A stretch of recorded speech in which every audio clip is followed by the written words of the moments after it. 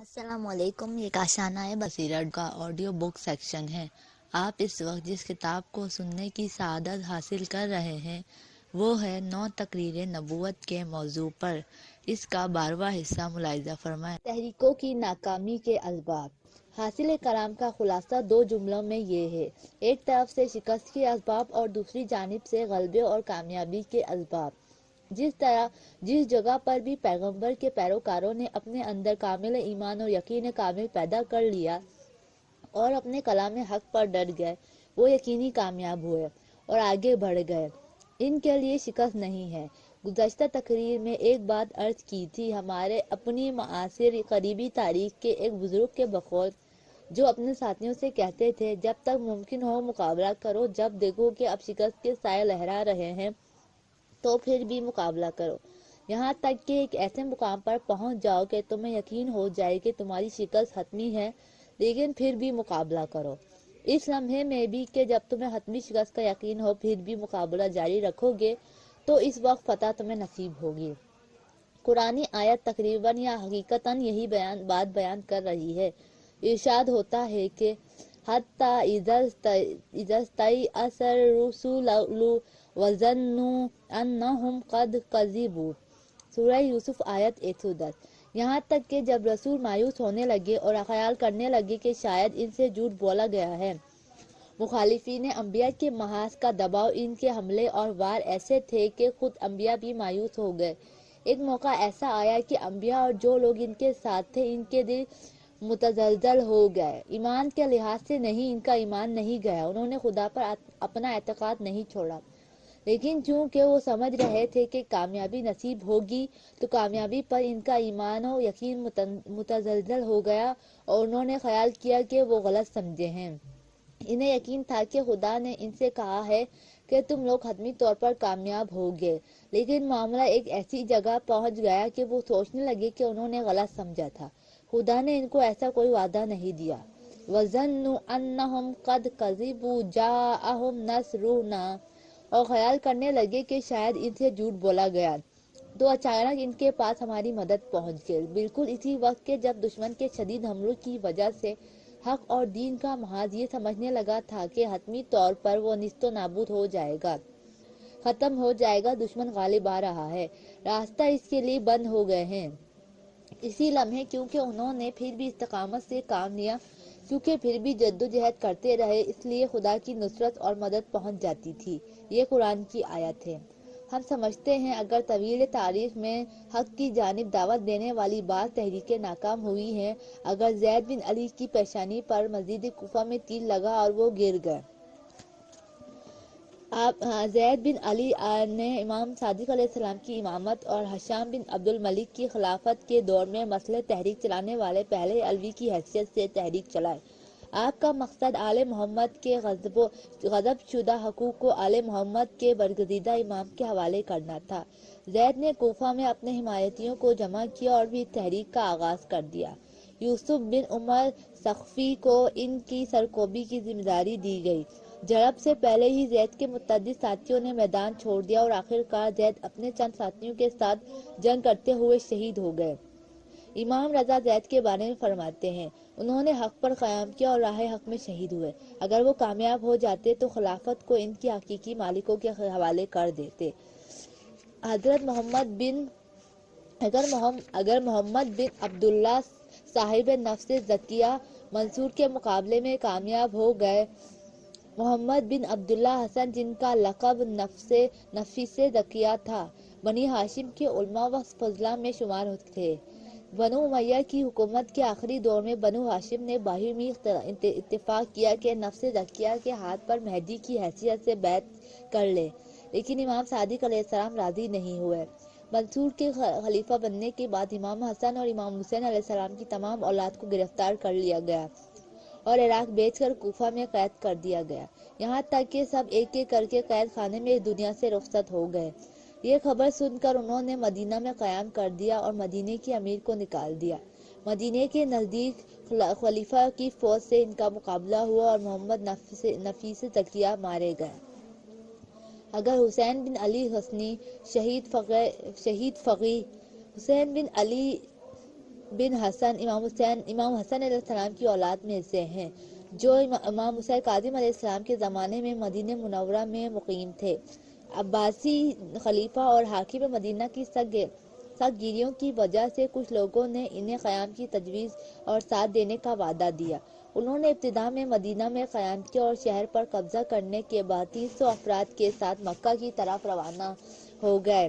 ان کا اور ان کے 100 ساتھیوں کے سر تن سے جدا کیے گئے اور مکہ میں حجاج کے سامنے ان کی نمائش کی گئی۔ 3 روز تک ان کے بے سر بدن زمین پر پڑے رہے۔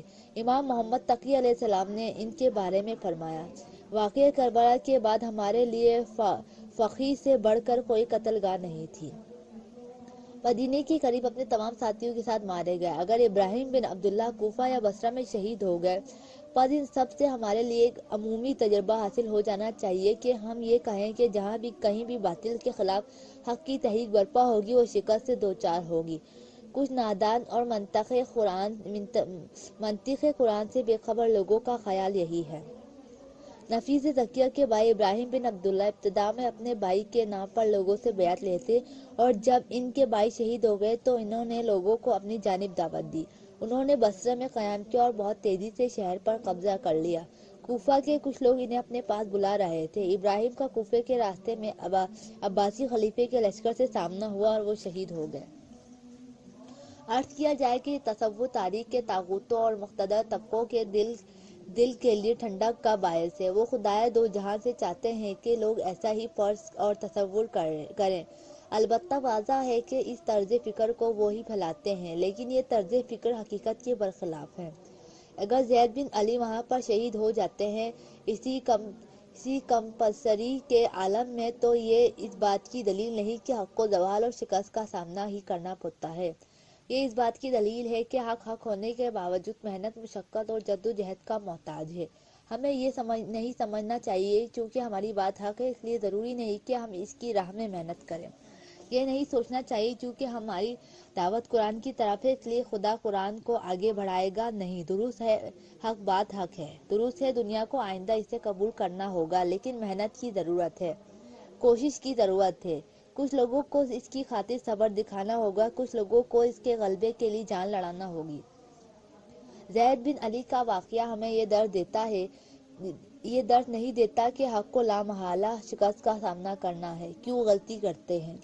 زید بن علی کی باتیں حق تھی۔ یقیناً امام صادق علیہ السلام نے بھی ہشام بن عبد المالک کے مقابلے میں ان کی تحریک کی تائید کی تھی۔ تاریخ یہ بتاتی ہے کہ اس عجیب و غریب مقابلے کے لیے انہیں اجازت مرحمت فرمائی تھی۔ یہ بزرگوار بھی تشریف لے گئے اور معاملات کو بھی اچھی طرح سے منظم کیا، لیکن کچھ لوگوں نے جو بہانے باز، نادان، جاہل یا مفاد پرست اور بیدار دشمن کے غلط پروپیگنڈے کا شکار تھے، انہوں نے زید بن علی کو اہم موقع پر تنہا چھوڑ دیا۔ اس واقعے سے ہم یہ درس لیتے ہیں کہ اگر حق ہو، حتیٰ کہ اس کی حقانیت زید بن علی کے مرتبے کی ہو، پھر بھی اگر اس کے پیروکار، اس کے حمایتی اس کو تنہا چھوڑ دیں گے، اگر اس کی راہ میں اور اس کے ساتھ محنت اور جدوجہد نہیں کریں گے تو شکست کھا جائیں گے، اگر جدوجہد کریں گے تو آگے بڑھیں گے۔ پوری دنیا کا معاملہ ایسا ہی ہے۔ دنیا میں آپ کو ایسے کتنے افراد، کتنے نظریات، کتنے مکاتب ملتے ہیں جن کے پیروکاروں نے، ساتھیوں نے کوشش اور جدوجہد کر کے اس مکتب کو غلبہ دیا ہے۔ کس طرح سے باطل کی باتیں، ناحق باتیں، کائنات کی سنت اور انسانی طبیعت کے برخلاف باتیں تو محنت اور جدوجہد سے غلبہ پا لیتی ہے، لیکن حق کوشش اور جدوجہد سے غالب نہیں آتا۔ یہ کیسی بات ہے؟ لیکن کچھ لوگ بہر صورت ایسی باطل اور بیہودہ باتیں کرتے ہی ہیں۔ کامیابی کی ایک شرط ایمان و صبر۔ امیر المومنین علیہ السلام نہج البلاغہ کے خطبوں میں سے ایک مختصر خطبے میں اس بات کو بالکل واضح طور پر بیان فرماتے ہیں۔ یہ وہ خطبہ ہے جس کا چند ایک مرتبہ مختلف محفلوں میں ذکر ہو چکا ہے، شاید کچھ لوگوں نے سن رکھا ہو۔ امیر المومنین پیغمبر اکرم کے زمانے میں لشکر اسلام کی پیش قدمی کی وضاحت کر رہے ہیں۔ فرماتے ہیں کہ وَلَقَدْ كُنَّا مَعَ رَسُولِ اللَّهِ نُقَاتِلُ آبَاءَنَا وَأَبْنَاءَنَا وَإِخْوَانَنَا وَآمَانَنَا۔ فرماتے ہیں کہ ہم رسول اللہ کے ساتھ ان کی ہمراہی میں اس طرح سے عمل انجام دیتے ہیں، میدان جنگ میں جب بھی جاتے ہیں اپنے آباء و اجداد کو، اپنے ان بچوں کو اپنے ان بھائیوں کو اور اپنے ان چچاؤں کو جو کفر و شرک کے محاذ پر ہوتے تھے قتل کر دیتے تھے۔ اگر ہمارا چچا، ہمارا باپ، ہمارا بیٹا، ہمارا بھائی پرچم کفر کے سائے تالے پیغمبر سے لڑنے آ جاتا تھا تو ہم جو کہ پیغمبر کے ساتھ ہوتے تھے یہ نہیں دیکھتے تھے کہ یہ ہمارا بھائی ہے، اسے نہ مارو، راہ خدا میں بے دریغ ہر ایک کو مار دیتے تھے۔ جب ان کو مار کر ہم واپس لوٹتے تھے تو دل میں متزلزل بھی نہیں ہوتے تھے کہ وائے ہو ہم پر، ہم نے اس نئے دین کی خاطر، اس نئے فکر کی خاطر اپنے پیارے بچے کو مار دیا۔ نہیں، ہمارا ایمان اس سخت اور قاطع اقتدام پر کم نہیں ہوتا تھا بلکہ بڑھ جاتا تھا۔ ما یریدنا ذلک الا ایمانا و تسلیما، ہماری یہ کوشش ہمارے ایمان اور تسلیم میں اضافہ کر دیتی تھی۔ مزیرا علی اللقام واصبرا علی مجازی الآلام، ہمارا یہ جہاز سبب بنتا تھا کہ ہم دشوار کاموں میں زیادہ قدرت کے ساتھ کام کریں، جہاد کی مشقتوں اور سختیوں پر اور زیادہ صبر سے کام لیں۔ پھر امیر المومنین علیہ السلام وہاں پر میدان جنگ کی تشریح کا خلاصہ بیان کرنا شروع کرتے ہیں۔ وَجِدَّ فِي جَهَادِ الْعَدوِّ وَلَقَدْ كَانَ الرَّجُلُ مِنَّا وَالْآخَرُ مِنْ عَدُوِّنَا يَتَزَاوَلُونَ تَزَاوُلَ الْفَحْلَيْنِ يَتَخَالَصَانِ أَنفُسُهُمَا أَيُّهُمَا يَسْقِي صَاحِبُ الْكَاسِ الْمَمْنُونِ، اور میں نہیں چاہتا کہ اس بات کی وضاحت کروں کہ ہمارا سپاہی میدان جنگ میں کس طرح سے دشمن پر ٹوٹ پڑتا تھا، کس طرح سے اس کے ساتھ جنگ کرتا تھا اور دستوں گریباں ہوتا تھا، کس طرح سے ہمارے فوجی اور اسلام کے بہادر سپاہی موت کی طرف سبقت لے کر بڑھتے تھے۔ اس سے مطلب نہیں ہے۔ پھر اس خطبے کے آخر میں فرماتے ہیں کہ ہم نے اس قدر جد و جہد کی کہ خدا نے دیکھ لیا کہ ہم سچے ہیں، دیکھ لیا کہ ہم سچ مچ مسلمان ہیں، دیکھ لیا کہ واقعاً ہم مومن ہیں۔ ہم نے اپنے گہرے ایمان کا اظہار عمل سے کیا۔ جب ہم نے اس طرح سے عمل کیا تو پھر خدا کی جانب سے ہمارے دشمنوں کی سرکوبی اور ہماری نصرت و کامیابی نازل ہوئی۔ 2-3 جملے اور فرماتے ہیں، پھر کہتے ہیں کہ یہ باتیں امیر المومنین اپنے خلافت کے دور میں بتا رہے ہیں، اس وقت کہ جب آپ کے سامنے مٹھی بھر ایسے لوگ تھے جو ذمہ داریوں سے بھاگنے والے، سست اور عافیت طلب تھے، کہ جب ان سے فرماتے تھے کہ چلو معاویہ کے ساتھ جنگ کے لیے چلتے ہیں تو بہانے بازیاں کرتے تھے، جب طلحہ و زبیر کے ساتھ جنگ کے لیے جانا ہوتا تھا تو اپنے نہ جانے کے لیے ہزاروں شرعی توجیہات گڑھ لیتے تھے۔ مختصر یہ کہ عافیت چاہنے والے، زندگی کے طلبگار، آسائشوں کے طالب، معارف الہی سے دور، اس قسم کے کچھ لوگوں سے آپ کا سامنا تھا۔ کمزور، پست، سست، ذلیل، ذلت پر راضی، آسائشوں کے خواگر۔ امیر المومنین کا سامنا اس قسم کے لوگوں سے تھا۔ ان سے کہتے تھے اگر ہم اس وقت پیغمبر کے اکرم صلی اللہ علیہ وسلم کے ساتھ وہی حرکت کرتے جو تم کر رہے ہو اے مسلمانوں، تو دین کے ستونوں میں سے ایک ستون بھی کھڑا نہ ہو پاتا، ایمان کی شاخوں میں سے ایک شاخ بھی سرسبز و شاداب نہ ہوتی۔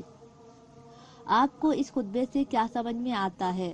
امیر المومنین کا کلام رسول اللہ صلی اللہ علیہ وسلم کے کلام کے سوا کچھ اور تو نہیں ہے۔ جس راہ پر علی چل رہے ہیں یہ وہی راستہ ہے جس پر ان کے بھائی رسول اللہ صلی اللہ علیہ وسلم گامزن تھے۔ اس زمانے میں رسول اللہ کے معاملات اس طرح سے بہتر انداز سے کیوں بڑھتے رہے اور امیر المومنین کے زمانے میں معاملات اس طرح کیوں رک گئے؟ کیوں؟ امیر المومنین اس کا راز بیان کر رہے ہیں۔ فرماتے ہیں کیونکہ ہم نے ان دنوں میدان جنگ میں صبر سے کام لیا، ان دنوں درد و تکلیف پر صبر کیا، ان دنوں ہم اس پر تیار ہو گئے کہ بستر سے نکل کر میدان جنگ جائیں، اس دن ہم تیار ہو گئے کہ خدا کی خاطر اپنے مادی مفادات اور اپنے کاروباروں سے دستبردار ہو جائیں، لیکن آج تو لوگ تیار نہیں ہو۔ اس دن آگے بڑھے جبکہ آج پیچھے رہ گئے۔ ایک بڑا واضح اور صاف مسئلہ 2 اور 2 4 کی طرح، یہ امیر المومنین کا اجتماعی تجزیہ ہے۔ جی ہاں، تو ان باتوں کا خلاصہ یہ ہے کہ انبیاء الہی علاوہ ازاں کے سلسلہ نبوت میں ان کا کام فتح یاب ہے۔ آخر کار آخری اور ابدی فتح انہی کے لیے ہے۔ اسی دنیا میں بھی انبیاء کے لیے فتح و کامیابی اپنے مقاصد اور اپنے مکتب کے مقاصد کا حصول ان کے لیے مسلم ہے، لیکن بشرطیہ ان کے پیروکار ان کے ساتھی ایمان لے آئیں، سچا ایمان دکھائیں، تعاون کریں اور جنگ و جہاد کے میدانوں میں صبر سے کام لیں۔ ایمان اور صبر کی شرط پر یہ حاصل کلام ہے۔ انبیاء کی نصرت سے مراد۔ اب آیات قرآنی کی طرف پلٹ جاتے ہیں۔ آج میں نے قرآن کریم کے چند مقامات سے آیات کا انتخاب کیا ہے۔ قرآن میں آیات نوید بخش کافی زیادہ تعداد میں ہیں۔ ایک آیت سورہ مومن ہے جس میں ارشاد ہوتا ہے، بے شک ہم اپنے رسولوں کی اور ایمان والوں کی اس دنیاوی زندگی میں بھی مدد کرتے رہتے ہیں، اور اس دن بھی کریں گے جب گواہ گواہی دینے کے لیے کھڑے ہوں گے۔ سورہ مومن آیت 51 تا 55۔ اِنَّا لَنَنْصُرُ رُسُلَنَا وَالَّذِينَ آمَنُوا لَنَنْصُرُ کا لام حتمیم تحقیق اور تاکید کے لیے ہے، اور اِنَّا بھی اسی تاکید و تحقیق کے معنی میں ہے، یعنی ہم اپنی طور پر اور کسی شک و شبہ کے بغیر مدد کریں گے۔ رسولنا اپنے رسولوں کی، کیا صرف پیغمبروں کی؟ نہیں، والذین آمنوا مومنوں کی بھی، وہ مومنین جو پیغمبر کی راہ پر چلتے ہیں۔ یہ وعدہ ان کے لیے بھی ہے، وہ پاک سرشت افراد جو دعوت انبیاء کو قبول کرتے ہیں، یہ وعدہ ان کے لیے بھی ہے۔ والذین آمنوا، ان کی مدد کہاں کریں گے؟ فی الحیات الدنیا، اسی دنیا کی زندگی میں ہم یہیں پر ان کی مدد کریں گے، بعد کے لیے بھی نہیں چھوڑیں گے۔ وَيَوْمَ يَقُومُ الْأَشْهَادُ، اور اس دن بھی کہ جب گواہ اٹھ کھڑے ہوں گے۔ اس گواہ اٹھ کھڑے ہوں گے کو بعض تفسیروں میں روز قیامت کی تفسیر کہا گیا ہے۔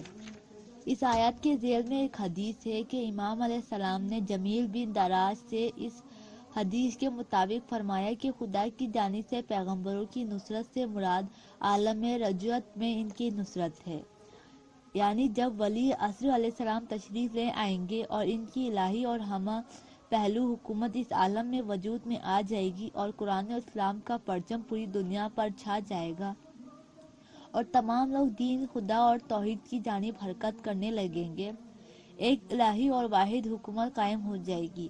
اس کے بعد پیغمبر، انبیاء، اوصیاء، شہداء اور صالح مومنین کو خدائے متعال زندہ کرے گا۔ قرآن کی ان آیات کے مطابق جن کا یہ مطلب بیان کیا گیا ہے، اور ان روایات کے مطابق جو اس حوالے سے صریح ہیں، فی الوقت رجعت کی بحث سے ہمیں کوئی کام نہیں ہے۔ اس روایت میں امام کہتے ہیں کہ یہ نصرت رجعت کے لیے ہے۔ یہ آیت رجعت سے متعلق ہے، نصرت کا تعلق رجعت سے ہے۔ میرا تصور یہ ہے کہ امام علیہ السلام اس جملے فی الحیات الدنیا کی تعبیر رجعت سے نہیں کرنا چاہتے تھے۔ امام نہیں کہنا چاہتے کہ یہ جو خدا نے کہا کہ ہم دنیا کی زندگی میں ان کی مدد کریں گے، یعنی دنیا کی زندگی میں رجعت کے وقت۔ میرا خیال ہے کہ یوم یقوم الاشہاد کی تعبیر ہوگی رجعت کے لیے، نہ کہ قیامت کے لیے۔ قیامت میں کیسی مدد؟ رجعت کے دنوں میں خدائے متعال پیغمبروں کی مدد کرے گا۔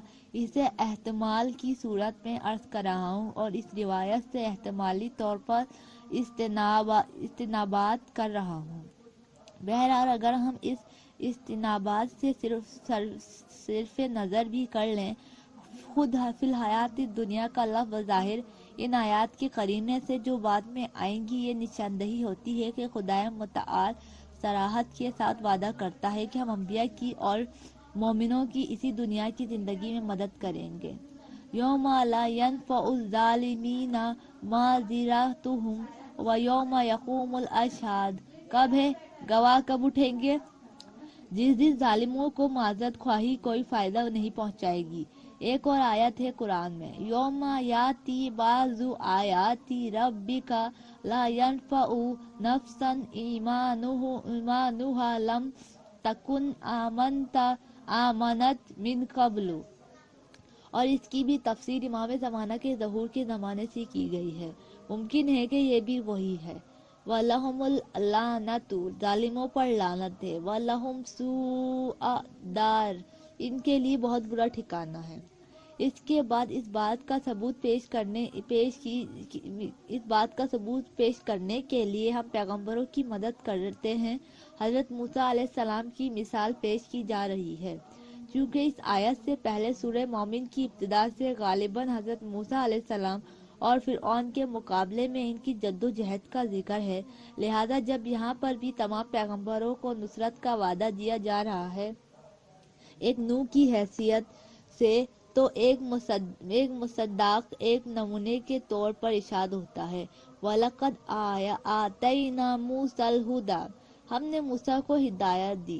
وَلَقَدْ آتَيْنَا مُوسَى الْهُدَى وَأَوْرَثْنَا بَنِي إِسْرَائِيلَ الْكِتَابَ، بنی اسرائیل کے لیے کتاب کو وراثت قرار دیا۔ بنی اسرائیل صاحب کتاب معارف و قوانین الہی کے مجموعے کے حامل رہے، اور اس بات کی نشاندہی ہے کہ وہ لوگ کامیاب رہے، وگرنہ اگر کفار اور زمانے کے طاغوت بنی اسرائیل پر غالب آ جاتے تو وہ اجازت نہ دیتے کہ بنی اسرائیل اپنی کتاب آسمانی کے مطابق عمل کرتے، ان کے درمیان سے کتاب کو ضائع کر دیتے۔ ہدیٰ و ذکریٰ لِأُولِي الْأَلْبَابِ، کہ یہ کتاب ہدایت اور آگاہی ہے صاحبان عقل و خرد کے لیے۔ وَاصْبِرْ، یہ بات پوری ہو گئی تو خاتم الانبیاء سے خطاب ہو رہا ہے، فرماتا ہے کہ وَاصْبِرْ، اب تم بھی صبر کرو، استقامت سے کام لو، پستی کی طرف لے جانے والے محرکات کا مقابلہ کرو۔ اِنَّ وَعْدَ اللَّهِ الْحَقُّ، بے شک خدا وعدہ حق ہے، یہ وعدہ جو خدا نے دیا ہے، کہا ہے کہ تم لوگ کامیاب رہو گے، وہ وعدہ جو سورہ صفات میں تھا وَلَقَدْ سَبَقَتْ كَلِمَاتُنَا لِعِبَادِنَا الْمُرْسَلِينَ إِنَّهُمْ لَهُمُ الْمَنْصُورُونَ، اسی طرح سے دوسرے وعدے جو قرآن میں ہیں یہ حق ہیں، یہ درست ہیں۔ اے پیغمبر، آپ یقیناً کامیاب ہوں گے الہی وعدے کے مطابق، لیکن اس کی شرط صبر ہے۔ وَاصْبِرْ، تمہیں صبر کرنا ہوگا، استقامت سے کام لینا ہوگا، اس مقدس جدوجہد سے جس کا آغاز تم نے کیا ہے پیچھے نہیں ہٹنا ہوگا۔ وَاصْبِرْ إِنَّ وَعْدَ اللَّهِ حَقٌّ وَاسْتَغْفِرْ لِذَنبِكَ، آپ صبر و ثبات سے کام لیجیے، اللہ کا وعدہ برحق ہے، اور تہمت گناہ پر استغفار کرتے رہیے۔ البتہ پیغمبر کا گناہ باب پیغمبر کا گناہ ہے، ہمارے گناہوں کی طرح سے نہیں ہے۔ یقیناً پیغمبر معصوم ہے، آیات قرآنی کی نص اور حکم عقل کے تحت پیغمبر گناہ نہیں کرتے۔ یہ گناہ ان گناہوں اور خطاؤں میں سے ہے جو اس مرتبے کے انسان کے لیے خطا ہے، اگرچہ میں اور آپ وہ کام کریں تو بالکل خطا نہیں ہے۔ اس قسم کے گناہوں اور ذنوب کی طرف اشارہ ہے۔ وَاسْتَغْفِرْ لِذَنبِكَ، معذرت کرو، مغفرت طلب کرو اور تلافی کرو اپنے گزشتہ معمولی خطاؤں کی۔ وَسَبِّحْ بِحَمْدِ رَبِّكَ بِالْعَشِيِّ وَالْإِبْكَارِ، اور صبح و شام اپنے پروردگار کی حمد کے ساتھ اس کی تسبیح کیجیے۔ یہ آیت بہت واضح طور پر ہمیں بتاتی ہے کہ پیغمبروں کے کام نصرت الہی کا نتیجہ ہے۔ تاریخی حقیقت کی نظریاتی بنیاد۔ اور اب سورہ انبیاء کی آیات۔ سورہ انبیاء 17ویں پارے میں ہے، سورہ طٰہٰ کے بعد۔ سورہ انبیاء کی آیات بہت عظیم ہیں۔ سورہ کے آغاز سے خداوند متعال مسلسل کہہ رہا ہے کہ انبیاء کامیاب ہوں گے، انبیاء کے دشمن شکست کھائیں گے، اس دنیا میں بھی اس دنیا سے پہلے عذاب چکھیں گے۔ اس بات کو سورہ کے آغاز سے ہی مسلسل دہرا رہا ہے۔ تاریخ بیان کرتا ہے، حضرت موسیٰ علیہ السلام کا واقعہ نقل کرتا ہے، حضرت موسیٰ علیہ السلام کی فتح اور ان کی مخالف طاقت کی شکست۔ حضرت ابراہیم کا واقعہ نقل کرتا ہے، حضرت ابراہیم علیہ السلام کی فتح اور حضرت ابراہیم علیہ السلام کی کامیابی اور حضرت ابراہیم علیہ السلام کی مخالف طاقتوں کی شکست۔ حضرت نوح کا واقعہ، حضرت سلیمان علیہ السلام کا واقعہ اور دوسرے واقعات۔ اس سورہ میں جو واقعات درج ہوئے ہیں ان کا انداز یہ ہے کہ نبی آگے بڑھتے ہیں، کامیاب ہوتے ہیں، فتح پاتے ہیں، اور نبی کے مخالف انقلاب نبی کے مخالف، نبی کی موجودہ باتوں کے مخالف، یعنی نبوت کے مخالف متراجع شخص مغلوب ہوتا ہے، ہار جاتا ہے اور شکست کھا جاتا ہے، اور یہ تاریخ کی سنت ہے۔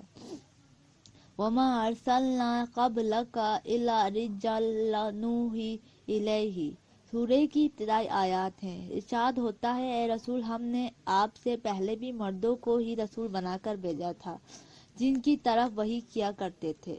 وَمَا جَعَلْنَاهُمْ سَجَّدًا لَا يَأْكُلُونَ الطَّعَامَ، اور ہم نے ان رسولوں کو کبھی ایسے جسم کا نہیں بنایا کہ وہ کھانا نہ کھاتے ہوں۔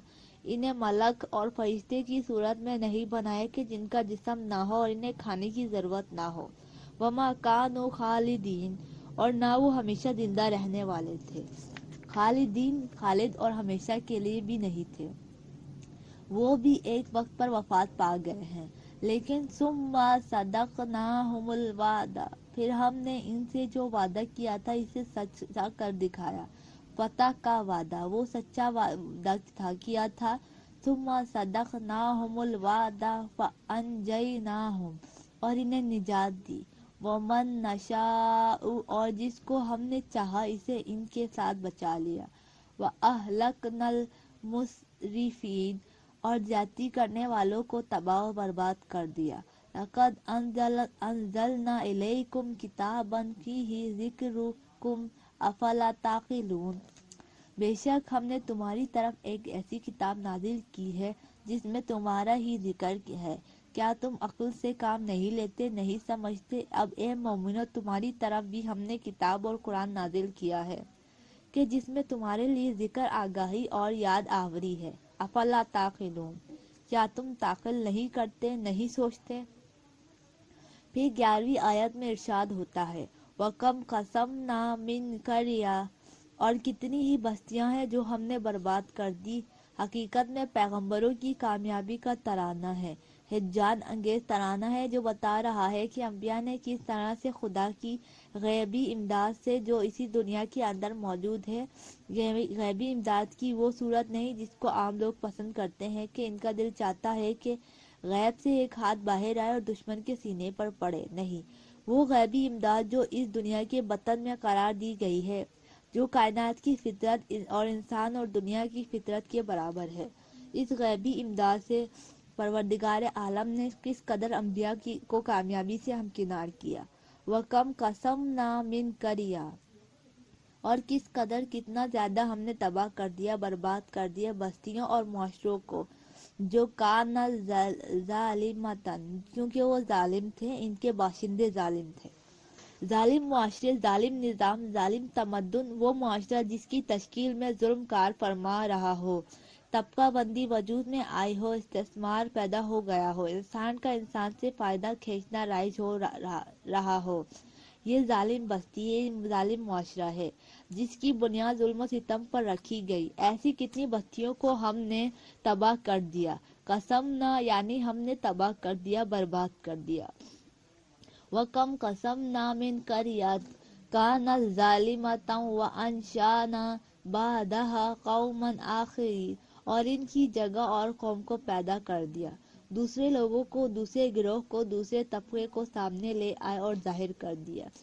فَلَمَّا أَحْسُوا بَأْسَنَا، عذاب الہی کو دیکھنے کے بعد ظالموں کی زبوں حالی کا حال۔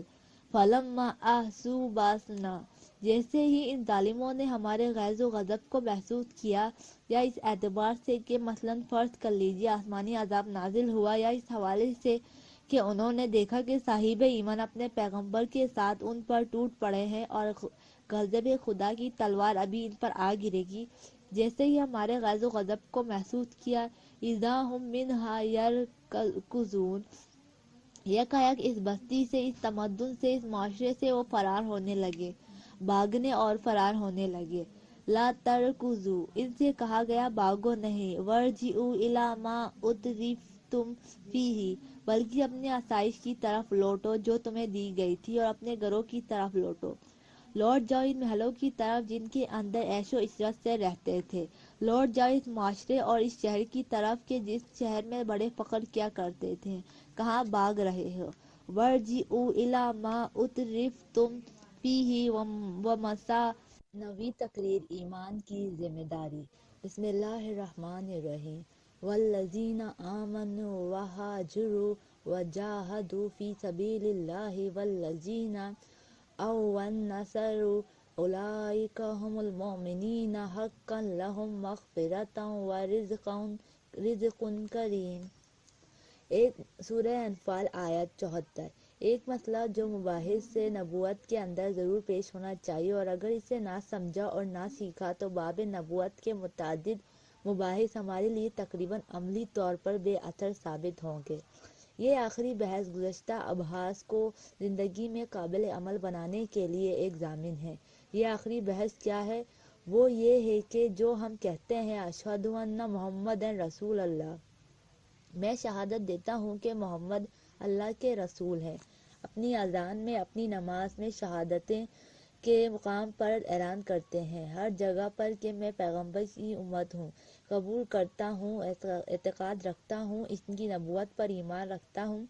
یہ جو شہادت دے رہا ہوں یہ میرے شانوں پر کیسی ذمہ داری ڈالتا ہے؟ آیا یہ عقیدہ، یہ شہادت، یہ تشہید میرے شانوں پر کوئی ذمہ داری ڈالتا بھی ہے یا نہیں؟ فرض کیجئے ایک مرتبہ آپ کہتے ہیں کہ میں شہادت دیتا ہوں اور قبول کرتا ہوں کہ گل نرگس گل محمدی سے زیادہ خوشبودار ہوتا ہے۔ یہ بھی اپنی جگہ ایک چیز ہے۔ بعض لوگوں کو تو یہ معلوم بھی نہیں ہوگا اور بعض لوگوں کا خیال اس کے بالکل برعکس بھی ہوگا۔ آپ کا بھی درست یا غلط اعتقاد یہ ہوگا کہ اس پھول کی خوشبو اس پھول کی نسبت زیادہ اچھی اور دل پسند ہے۔ ٹھیک ہے، آپ نے یہ شہادت دے دی، تو ہم دینی طالب علموں کے بقول ثم ماذا، پھر کیا ہوگا؟ کچھ بھی نہیں۔ آپ دیکھ رہے ہیں کہ اگر ایک انسان یہ شہادت دے دے کہ یہ پھول اس پھول سے زیادہ بہتر ہے، یا برعکس قبول کر لے کہ وہ پھول اس پھول سے بہتر ہے، تو ہماری زندگی میں اس کا کوئی اثر نہیں، ہماری زندگی میں کوئی ذمہ داری اس سے پیدا نہیں ہوتی۔ ایک اور مثال عرض کروں، دنیا مسیحیت میں پاپ کے نام سے ایک شخص ہوتا ہے جو روحانی سلسلے میں سب سے بلند مقام پر فائز ہوتا ہے، اور آپ جانتے ہیں کہ در حقیقت یہ پاپ صرف ایک مجسمہ ہوتا ہے جس کا لوگوں نے احترام کرنا ہوتا ہے۔ نہ عیسائی عقائد میں کوئی نیا نظریہ دیتا ہے، نہ عیسائی احکامات میں کوئی نیا حکم جو پچھلے احکامات سے مختلف ہو لاتا ہے۔ اس کا ہونا نہ ہونا ایسا ہی ہے جیسے آپ کے ڈرائنگ روم کے اندر کسی خوبصورت مجسمے کا ہونا یا نہ ہونا۔ اگر ہے تو کمرے کی آرائش مکمل ہے، اگر نہیں تو تجمل پرستیوں کی نظر میں ناقص ہے۔ دنیا مسیحیت میں مسیحی افکار کے اعتبار سے پاپ کا ہونا یا نہ ہونا اس سے زیادہ اثر نہیں رکھتا۔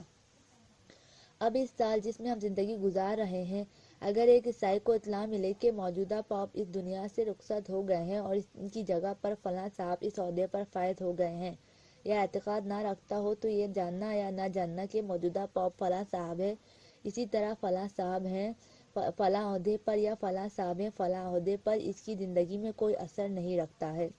اگر ایک مسیحی کہے کہ میں شہادت دیتا ہوں کہ میرے زمانے کا پاپ زید ہے، یہ گواہی اس کے لیے کسی قسم کی ذمہ داری نہیں لے کر آتی، یعنی اس کی حالت اس بوڑھے دیہات میں رہنے والے پیر فرتوت سے جسے یہ بھی نہیں معلوم ہوتا کہ مثلاً پچھلے پاپ کا انتقال ہو گیا ہے اور دوسرا اس کی جگہ آ گیا ہے، اس کی حالت اس بوڑھے سے بے خبر دیہاتی کی حالت ہی کی طرح ہے، جس طرح سے اس کی زندگی کے اندر پچھلے پاپ گزر جانے سے کوئی تبدیلی نہیں آئے، اس شخص کی زندگی میں بھی کہ جو جانتا ہے کہ پاپ مر چکا ہے اور اس کی جگہ پر دوسرا آ گیا ہے، اس کی زندگی کے اندر بھی کوئی بھی تبدیلی نہیں آتی۔ میں شہادت دیتا ہوں کہ آج فلاں آدمی پاپ ہے، یہ گواہی اس کے لیے کوئی ذمہ داری پیدا نہیں کرتی۔ یہ جو میں نماز کے تشہد میں کہتا ہوں اشہد ان محمد رسول اللہ، یہ جو شہر اور گاؤں کے مؤذن مقام اذان پر جا کر ایک عمومی نعرے کے طور پر ایک معاشرے کی کلی صورت پیش کرنے کے طور پر کہے ہیں اشہد ان محمد رسول اللہ، نبوت کی یہ گواہی، نبوت پر یہ ایمان اور اس ایمان کا اعلان گواہی دینے والے شخص کے شانوں پر کوئی ذمہ داری عائد کرتا ہے یا نہیں؟ جس معاشرے کے نعرے کی حیثیت سے یہ گواہی دی جاتی ہے، اس کے شانوں پر کوئی ذمہ داری عائد کرتا ہے یا نہیں؟ یہ ہے سوال۔ جواب یہ ہے کہ جی ہاں عائد کرتا ہے۔ کون سی ذمہ داری پیغمبر کے پیروکار پر اور دعوت کو قبول کرنے والوں پر عائد کرتا ہے؟ ایک جملے میں اس ذمہ داری کا خلاصہ پیش کرتے ہیں۔ جو ذمہ داری، جو مسئولیت نبی کی نبوت کا اعتقاد رکھنے والا انسان اپنے شانوں پر لیتا ہے، وہ ہے راہ نبی پر چلنا اور نبی کے مقصد کو منزل تک پہنچانے کی ذمہ داری اٹھانا۔ یہ الفاظ بہت آسانی سے ادا ہو جاتے ہیں، لیکن یہ ذمہ داری بہت سنگین ہے، اور بنیادی طور پر نبی کی امت اور نبوت کی گواہی دینا یہی تو ہے۔ نبی کے ساتھ عہد و پیمان۔ کچھ لوگ سمجھتے ہیں کہ اگر انہوں نے کہہ دیا کہ فلاں شخص پیغمبر ہے، یہی کہ ہم نے اپنے دل میں نبوت کو قبول کر لیا، زبان سے اعلان کر دیا، بس ہمارا کام ختم ہو گیا، ہم نے اپنے آپ کو جہنم کی سرحد سے نکال کر جنت کی سرحد کے اندر پہنچا دیا۔ غور سے سنیے، دیکھیے کہ یہ عقیدہ جو بیان ہو رہا ہے آپ کے دماغ میں بھی ہے یا نہیں۔ اس سے سروکار نہیں ہے کہ کس کا یہ عقیدہ ہے اور کس کا نہیں۔ بعض لوگ سمجھتے ہیں کہ لوگ خدا کے قہر و غضب کی آگ میں جل رہے تھے کہ خاتم الانبیاء کی نبوت کا مسئلہ چھڑ گیا۔ جو لوگ خدا کے عذاب اور خدا کے غضب کے دائرے میں تھے، انہوں نے کہہ دیا، اشہد ان محمد رسول اللہ، میں گواہی دیتا ہوں محمد صلی اللہ علیہ وسلم اللہ کے رسول ہیں۔ یہ جملہ کہنے کے بعد وہ عذاب خدا کے دائرے سے نکل آئے، انہیں نکال لیا گیا، آ گئے رحمت کے دائرے میں۔ اب اگر رحمت کے دائرے میں نماز پڑھ لی تو سرچشمہ رحمت سے مزید نزدیک ہو جاتے ہیں، اگر روزہ رکھ لیا تو کچھ مزید نزدیک ہو جاتے ہیں، اگر خمس و زکوٰۃ دے دی تو کچھ اور نزدیک ہو جاتے ہیں، اگر امر بالمعروف اور نہی از منکر بھی کر دیا تو کچھ مزید نزدیک ہو جاتے ہیں۔ اسی طرح اگر دوسرے کام بھی انجام دے دیے تو پھر سرچشمہ رحمت پر ہی پہنچ جاتے ہیں، اگر یہ کام انجام نہیں دیے تو بھی بہرحال ہیں تو رحمت کے دائرے کے اندر ہی۔